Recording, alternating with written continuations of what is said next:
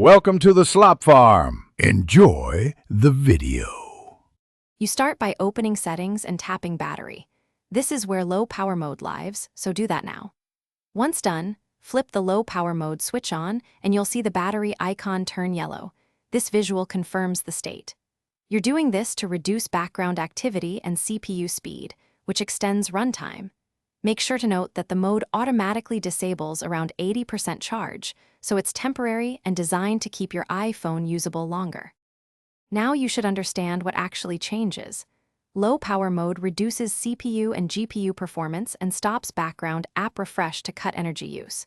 It also disables automatic downloads and mail fetch and scales back visual effects, so animations feel simpler.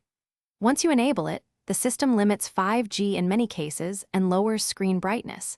These are deliberate trade-offs. Your phone keeps calls, messages, and essential networking intact while sacrificing speed and aesthetics to save battery life.